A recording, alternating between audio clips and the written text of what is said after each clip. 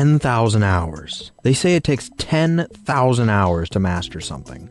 However, most of us have had something that we've done for about that long, and yet we can't really call ourselves masters at it. Think about your job, for example. With a 40-hour work week, you hit that 10,000 hour mark in just 5 years. And that's assuming you don't work any overtime. And while the vast majority of us are obviously pretty darn good at our jobs after 5 years, we can't honestly call ourselves the Mozart or Albert Einstein or Leonardo da Vinci of our fields. But why is that? What is it those masters of the past had that we don't? And is there a way we can get it? Hey everyone, Daniel here from Next Level Life, and today we're going to begin to figure out the answers to those questions. And I say begin to figure out because what with my exams and my other job, I really don't have time to do a full review of this book all in one video.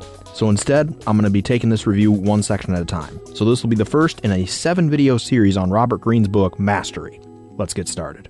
The first step on the road to mastery is to discover your calling or to find out your life's task. Now, that sounds good of course, but in practice it's not very easy to do. So how do you find your calling? Many masters throughout history have been asked this question, and while they've all given very different answers, there is one common idea lurking behind all of them. Napoleon Bonaparte followed his star, which he always felt ascended whenever he made the right move. Socrates had a voice in his head that spoke to him always in the negative, telling him what not to do. And Einstein also had an inner voice that shaped the direction of his speculations. And that's the common thread between the masters. They all had some sort of inner voice or compelling force that they let guide their decision making. And that's what we need to do as well. We're all born unique, and we all have something to give the world, and this uniqueness is marked in our very DNA. It's been on display since our childhood through the various things that we were naturally inclined to be good at. Whether that's math, art, athletics, or something else entirely, we all had something in childhood that we were naturally inclined towards, and these inner forces drew us to certain experiences and pushed us away from others. Unfortunately, many of us don't feel this inner voice very often anymore because it's been weakened by another force: social pressures to conform. These counterforces can be very powerful because humans are naturally very social. We want to fit in and we often make sacrifices in order to do so. And if these counterforces become strong enough, you can completely lose contact with what makes you unique as you slowly model your decisions and goals based around what others think you should do or what they want you to do. We see this happen a lot more than we'd care to admit. For example, take Michael, a kid that spends his childhood practicing to become a musician. And even though he is very talented, he's constantly reminded by his parents that the odds of making it as a musician are 1,000,000 to 1. And surely, it would be much smarter to go to medical school and become a doctor.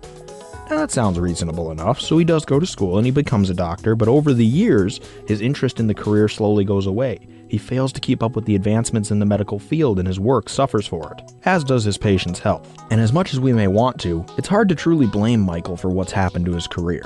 He didn't want to be a doctor, he wanted to be a musician. But he succumbed to the social pressures too much, and as a result, he ended up in a career that he probably won't have for much longer. And what's worse is that he has no plan of what to do if he does lose his job. He doesn't know what he wants. He'll probably end up taking whatever job his friends tell him about once he's unemployed, and the whole cycle starts all over again. And we want to avoid this fate at all costs. The good news is that wherever you are in life, whether you have lost contact with that inner voice or not, as long as you're still sucking wind, you have time to right the ship. And that brings us back to the original question. How do you find your calling?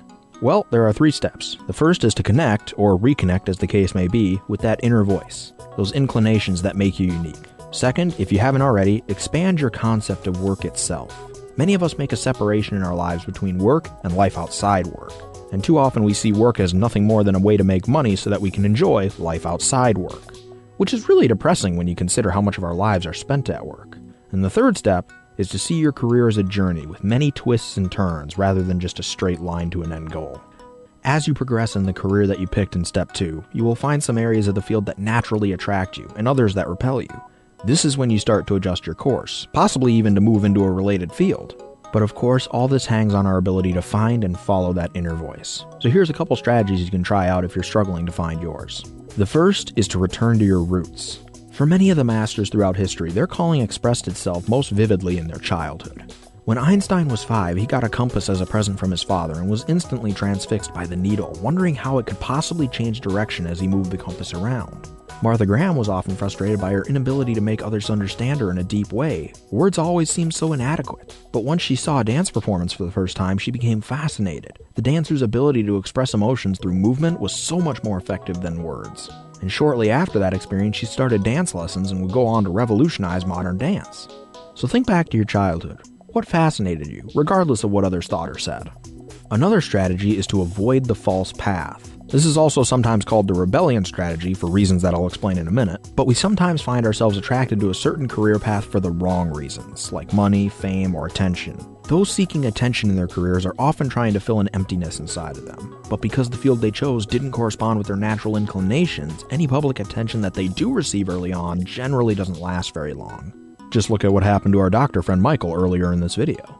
And those who choose a career specifically for the money are often acting out of anxiety or a desire to please their parents, which also rarely ends well. So this strategy is twofold. First, you must realize as early as possible that you've chosen the career for the wrong reasons. And if you did choose your career for the wrong reasons, then you also need to actively rebel against whatever forces led you to that decision. Use that energy to establish your own identity, find your purpose, and get back on the right path. So in summary, we all possess an inner voice that wants to guide us to finding our calling. For most of us, this voice was strongest during our childhoods, but over the course of years, social pressures have weakened it, perhaps to the point that you find it hard to believe that it's even there. But it is, and as long as you're still breathing, reconnecting with that voice is possible. And if you want to achieve mastery, it is something that you must do. It is the first and most crucial step on the path to mastery. But that'll do it for part 1. Join me in part 2 where we'll talk about how to find the ideal apprenticeship. Thanks for watching.